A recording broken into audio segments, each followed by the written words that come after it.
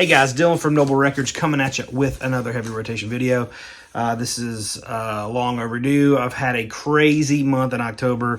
For us, October is insane. I don't know if there's any other record stores out there watching, but this is the way that the pattern is kind of for us. It's like summer's kind of slow, and then, you know, business gets really thin around like August, September, and you're like, are we gonna make it? And then like right when October 1st hits, it is just like crazy busy, great until like January, and then it kind of fluctuates until summer, and then summer drops off. So that's the way the pattern of the year usually goes for us. So October, I'm so busy, I don't have time to do nothing. It is just like, I feel like I'm not getting any sleep. I'm just constantly going. So that's how this October has been. This October has been insane for a few reasons. One, we've got a lot of like family stuff going on. Mine and my wife's 13th wedding anniversary was in October. My son's 10th birthday was in October. I have a 10-year-old. Isn't that crazy? For me, I'm like, wow, that's a milestone to have a kid with double digits, but he's growing up so fast. And then we've got the shop's anniversary was this month, so we had a huge anniversary sale. It was amazing, massive event. It was the biggest day I think we've ever had, and partially it was because we bought that big Chris Whitson collection. That was amazing. There was such a good reception to that. It was such a incredible time. The family came. A lot of his old friends had come, and they haven't spoken to each other since he passed away in 1992. So it was so special to have everybody there and to have his records just floating around, and there's so much excitement. It's just a real cool celebration of his life. But anyways, that was so cool. But in the midst of all that, you know, the last video I did was like the holy grails that I had found, and I had a few friends that had just let go of some insane stuff. And so I've been kind of trying to enjoy that stuff. Like I said in that video, I am not like actively searching for this stuff. It's just been like dropped on my feet, you know, lately. Like they've been like, I've had a few people that have been like, hey, I'm selling this. Do you want it? And I'm like, yeah, you know. So anyways, but another friend of mine lives in California. He occasionally sells some big boys out of his collection, and I got a great batch from him. I got some really good stuff that got traded in the shop. But anyways, I'm gonna show you that stuff from him first. This is one I have been wanting this record for 20 years. I don't know, forever. This is Quarter Crimson King, but it's the first UK Island pink label. For whatever reason, this I have not ever seen one in person. I've never been able to buy one. Even at record stores and stuff, I never see it. For whatever reason, it's like this thing's hiding from me. And I was like, if I ever get a chance for one, I'm going to get it. It's one of those things, I probably could have got one on Discogs, probably got one on eBay, but I just was like, I'll find one, you know, the first UK. But around here in the States, for whatever reason, I've never seen one in a shop, nothing like that. So thrilled to have this record. He decided to sell this, and this is one of my absolute favorite records of all time. If you are in the classic rock world and you're trying to branch off into some new, you know, discover some new things, this is the record that was kind of like the gateway record for me. That one of them. I should probably like make a list of gateway records, but this is one that really blew my mind when I heard it and really made me hungry for what else is really out there. So I wanted to get that first. I have the white label promo. I have the New Zealand Vertigo pressing of this. I have a lot of different pressings of this, but I did not have the first UK, so exciting for that one. And then McDonald & Giles, another one with the pink label. I don't think I have this pink label. I know that I have a white label promo of it, but I don't think I have the pink label, so I got that one from him as well. I'll have to check. I might already have it. I don't know. Another one I got from him is Shuggy Otis, Inspiration Information. This one is like, usually, I mean, this is hard to find anyways, but usually they're pretty roached, and they got, you know, ring wear, and this one is perfect. It's in the shrink. It's got the price sticker. It's like a perfect copy. I have a promo copy, so I just need to decide which one I'm going to keep. Who knows? I'm naughty. I might keep them both. This is another one. I had a first French pressing of this, which was like a 73, I think. And this is a first German. This message, The Dawn Anew is Coming. This one is really killer. If you know the message, that they're like a krautrock, hard rock band. They have a couple other really good records, but this one's freaking killer. I actually found that 73 French press in a closet down the road from the shop. The guy had like some crazy krautrock stuff, which you don't expect to find in North Carolina. But so I'll probably sell that one and keep this one. I don't know anything about this. It's called Bow Wow. It's like some hard rock from Japan. Never heard it. Haven't heard it yet. Excited to hear it. This is one that's been on my want list for a while, but this is a reissue. The originals, I don't think, on Discogs, I don't think one's ever sold. Super rare. This is San Bun No San. This is a Japanese, like, garage rock record. This is I think it's a 2007 German reissue, but it's just like early Japanese garage. That's a reissue, but like I said, the originals I think are pretty unfindable. Flied Egg, another killer, Japanese hard rock band. This is an original Vertigo press of that. Incredible stuff. I'm trying to keep it all in order here, guys. Let's see what else I got. Sorry. Should have it together more, but I do not. All right, here's a few more that I got from him. Kind of got them a little bit out of order because I was at the shop listening to them this weekend. Okay, that's it. This one is Tales of a Crooked Man by Slowbone. I think this was recorded in the 70s and wasn't released till the 90s. So this is a 90s UK press. Like, first time, like, if you know Bulbous Creation, it's kind of the same situation as that. These aren't like really expensive or anything, but it's just a really cool hard rock record with some great guitar lines on it. This one's Pop Messina. The title of the record is Kisselina, I guess, Kisselina. But I didn't know this one. This was from some like jazz fusion hard rock prog from Yugoslavia. Didn't know anything about it. Bought it just because he said it was good, and it is very, very good. Yugoslavian hard rock, Pop Messina. This one is Spontaneous Combustion. This is an original UK press. It's a little bit progressive rock on Harvest. This was released in the US maybe a year or so later with an alternate cover. That really killer, like a hard prog type thing. And then if you know the Japanese band called Mops, this is Mops Aijianaka. I don't know. I don't speak Japanese, but really good psychedelic hard rock from Japan. This is another Mops record as well. Mops and 16 Friends. And this is another one. It's kind of got that hard rock, early 70s hard rock feel to it. Spettery, I don't know. I've seen this record around, but I've never listened to it until I got this. I listened to it at the shop, and I really, really dug it. I'll show you another. So here's another story. A guy came in the shop yesterday.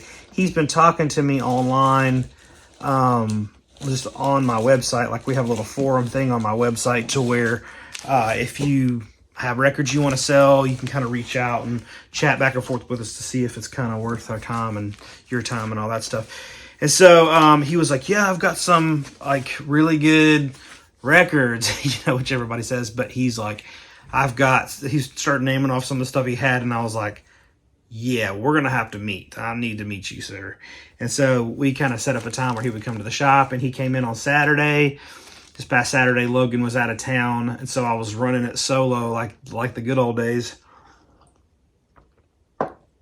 This dude came in with the craziest stack of records.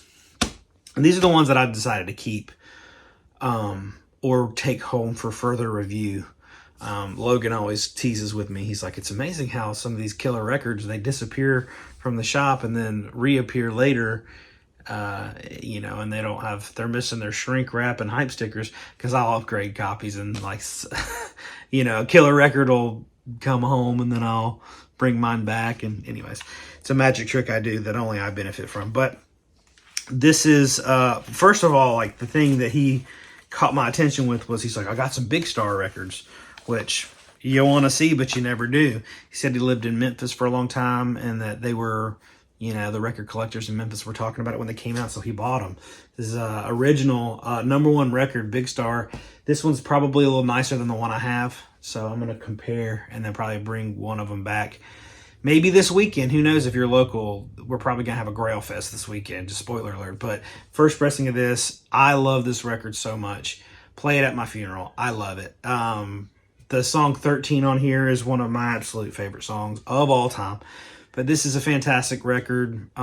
Just one of those underground, not a lot of people ever heard about it, country rock type records, but it's just so sweet. The songs are so good. Love it. And then this Radio City is in the Shrink, original press in the Shrink. Have you ever even heard of such a thing? So killer. I've got a really nice copy of this already, but I'm going to compare. I'm a sucker for Shrink rap. So anyways, another absolute fantastic Grail record. This one is, I'm telling you, all the records he brought me are like mint. Beautiful condition. This guy is a collector. Tip top. He says he's been collecting records for 50 years, and you could tell over the years he had probably culled down some of the junk, and then really everything he had was like pristine. This is another one. This is the only one I did not have. Big Star Third. I've been looking for this record for a long time. It is very hard to find. This one is original in the Shrink. Perfect shape. Beautiful. Thrilled to add that one to my collection. This is another one. You guys know the we'll do a little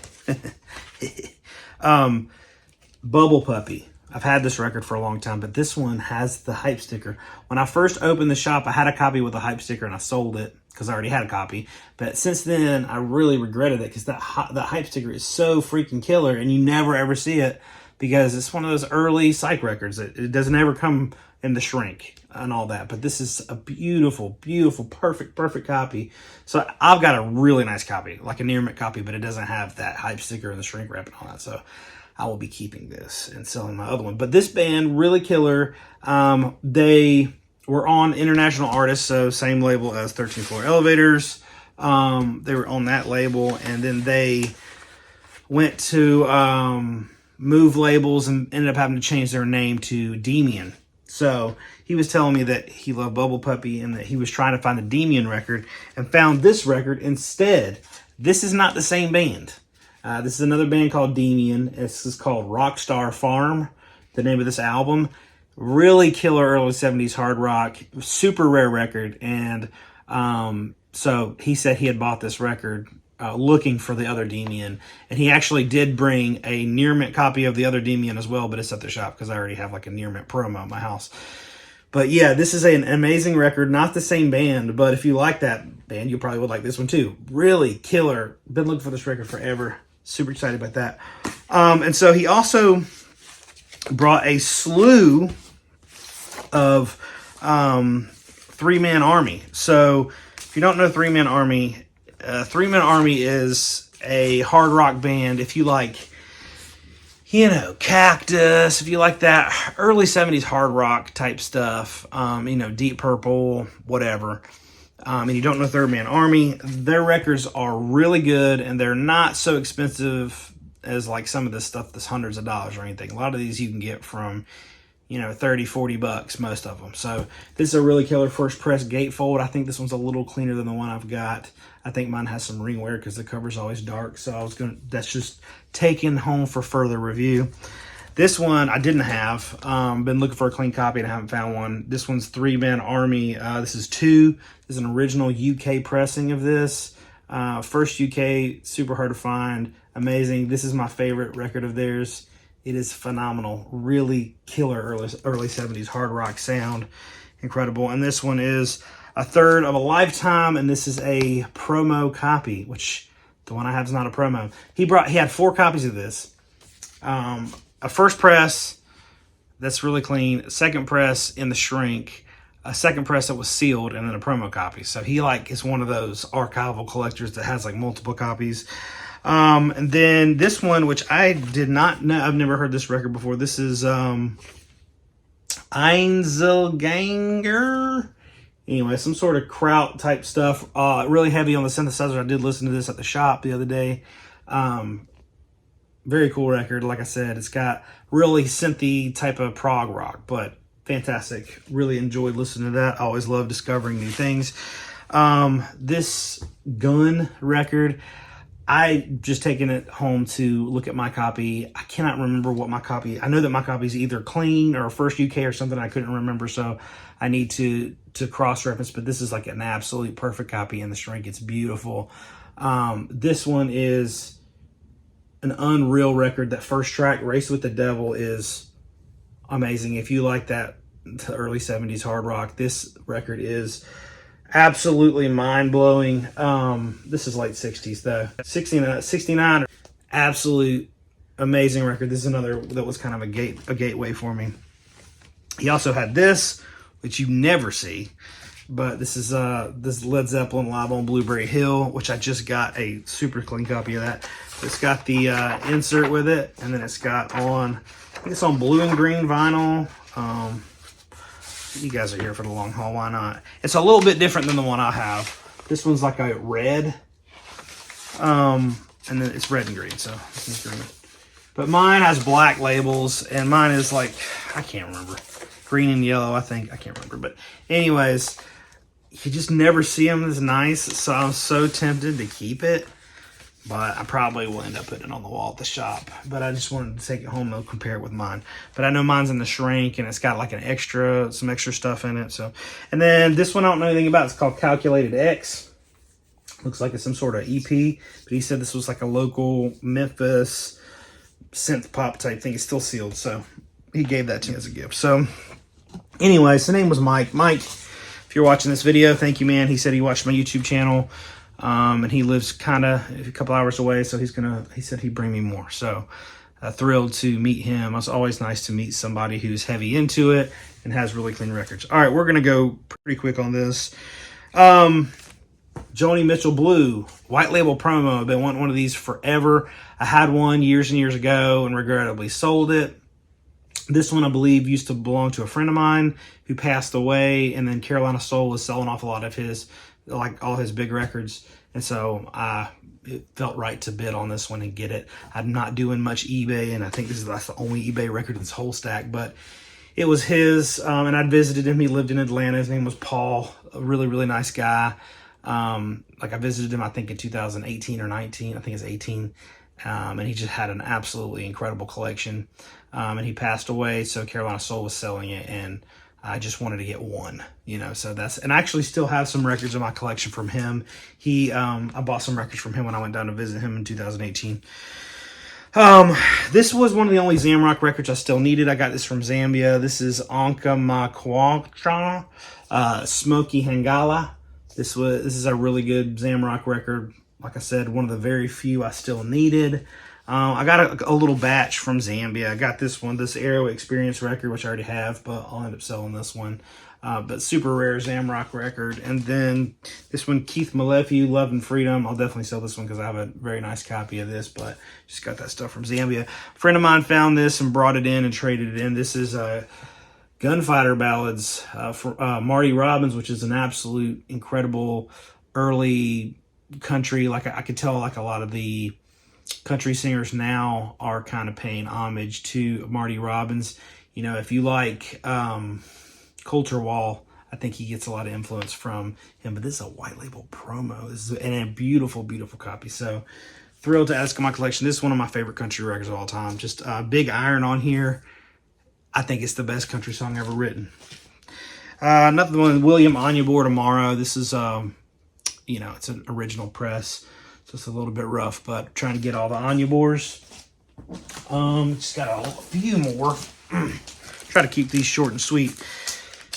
Got this Alice in Chains, The Devil Put Dinosaurs Here. Logan tried to put this on the wall for our anniversary, but I sneaky snaked it home.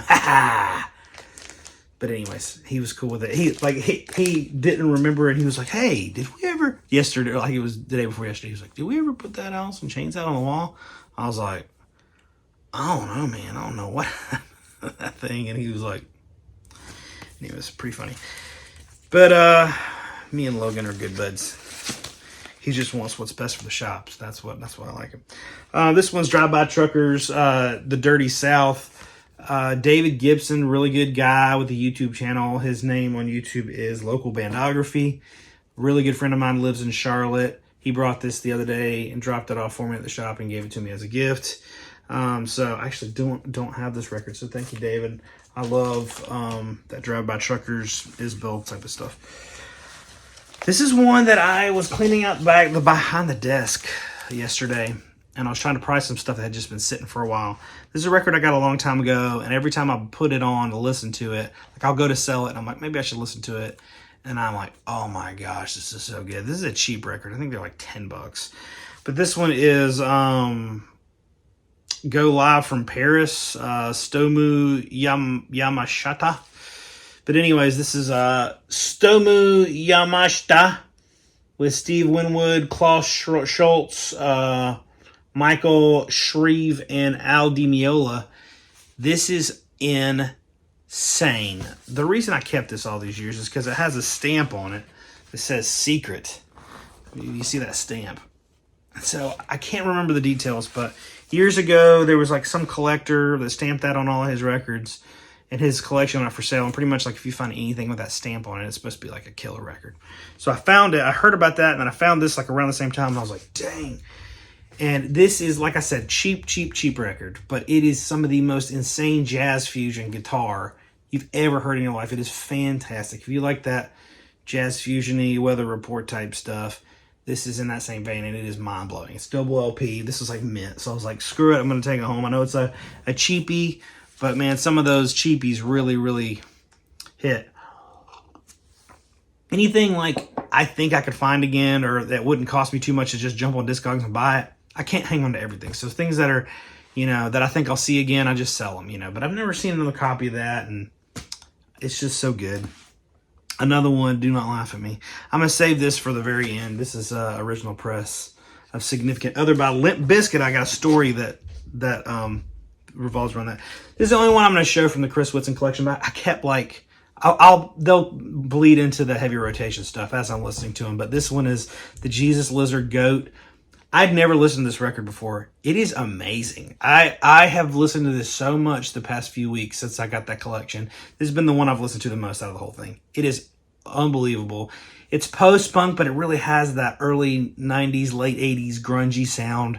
It is absolutely amazing. I have just worn this record out. I love it. It's got like posters and all this stuff inside. There's some concert ticket stubs, all that he kind of packs stuff in his sleeves like that. And this is just so special to me. Because I obviously heard of him, but never really dove in and listened to him very much. And so getting this one and the other one, I've been listening to them, really enjoying that. There's another one, The Seeds Future. Guy's been bringing some like early garage stuff into the shop that's been like all near mint, super clean. This one is like near mint. I had a copy of this for 20 years probably, and sold it on Whatnot a few days ago. It was just kind of like a G+ copy. It wasn't very nice, but it just was the copy I always had. Never seen a clean one. This one's the cleanest one I've ever seen. Original press. Got some things. Here's one more. This one's The Rising Storm. Calm Before. This is a reissue. It's like a 90s, I think, reissue on green vinyl. The originals of this. This is a garage record from, I think it's from around here. Maybe not. Anyways, I don't know. Now it's saying it's from Massachusetts. I don't know. But Garage Records is worth like $6,000 and I'll never get an original of it. So this is the only reissue of it. So it came in. I thought I'd grab it. This is some really killer stuff from Garrison that I've gotten. I've just been loading up on their stuff. Heavy Rain, super killer hard rock. Magic Lady. Everybody knows Magic Lady. Killer stuff. BF Trike. This is one I almost did an exclusive on. Amazing record. This one, Daquila. This one, if you like Santana type stuff, this is a great one to pick up from them. And then the Flow's Greatest Hits. This is another one I wanted to do an exclusive of, but I decided not to. They have so much killer stuff coming out. I can't do an exclusive of everything. I'm already doing probably too many exclusives. But this was one I almost pulled the trigger on. This is amazing. This is the Flow's Greatest Hits. This is the only record they ever put out. It's fantastic. Really killer hard rock. So anyways, I got some singles I'll show, and then I'll tell you the Limp Bizkit story. This one is I don't know why I'm trying to pronounce this. Valle de Bravo, some Mexican psychedelic rock, 7-inch. Three Souls, this is another Mexican 7-inch. Cerebrum, some really cool ones in here. Murphy. This killer Allman Brothers. This is It's Not My Cross to Bear and Black Hearted Woman. Look at that graphics on that. Beautiful. Message. Another one for Message. It's a 7-inch. All this stuff. This one's the Ordells, Big Dom, and Sipping on a Cup of Coffee. Really killer soul track. Danita. This one is Fleetwood Mac. Mammoth. Duffy. I have the Duffy LP. Fleetwood Mac. Oh well. So anyways, got some cool 7-inches. I'm kind of getting into the whole 7-inch world a little bit, dipping my toes in it. So anyways, if you care, this is my significant other, how Limp Bizkit changed my life, probably forever. Never told this story before, but this is a story about this album and how it changed my life. So, me and my friend Jonathan, we went to a private Christian school. My dad, you guys know my dad was a pastor growing up, and we went to a private Christian school at this big church that had a Christian school kind of affiliated. Anyways, I was I was in 10th grade, and I was a good kid. I really was a good kid, but I pushed the rules, a little bit. I always broke dress code. I always grew my hair. I had my hair down to my shoulders. Like during the summer, I'd grow it out, but at the school, their dress code was it couldn't touch your ears, it couldn't touch your eyebrows, couldn't touch your collar. So I'd have the Beatles haircut year round, and then it's probably a month before the last day of school, I would just let it go, and I'd be getting dress code violations. You couldn't wear band t-shirts, so I got dress code violations all the time. I got suspended a lot, but I never actually did anything bad. I just, I didn't like rules then, Now I'm a rule follower, I guess. But anyways, so it was the summer of my 10th grade year. I really wanted to go to public school the next year so I could grow my hair out and play drums and guitars and things with friends of mine. Anyways, that went to public school. That was the whole motive. So I was trying to talk my parents into it. The school was kind of like, no, you should send them back. It's, they kind of reached back out or whatever. And it was the summer of my 10th grade year. I was really pushing to go to public school for middle 11th grade. And I was at a stoplight with my friend Jonathan, and we were listening to break stuff. And then, there's the part where, I pack a chainsaw. And then anyway, so if you've heard the song, it's like the breakdown. And then it like drops out. And it's just give me something to break, And so we're like, we got the windows down. We're head banging. We're at a stoplight, and we're listening to break stuff. And it's just like, just sleuths of profanity, And, obviously we don't care. And we're just like, just give me something to break. And then just F words flying all over the place. Not by me, but Limp Bizkit, they do such things. And then we look over, and the guy who is the superintendent over the whole school is just sitting there with his window down looking at us like. And so I think he had called my parents. I didn't end up going back.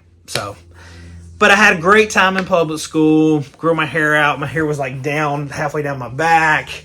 I met a lot of great musicians, played a lot of music, played a lot of you could bring your drums and stuff to school. I had hand percussion stuff that I was a hippie. I didn't wear shoes most of the time. It was great. So changed my life. I loved it. Whatever. So thank y'all for watching. We'll see you next time.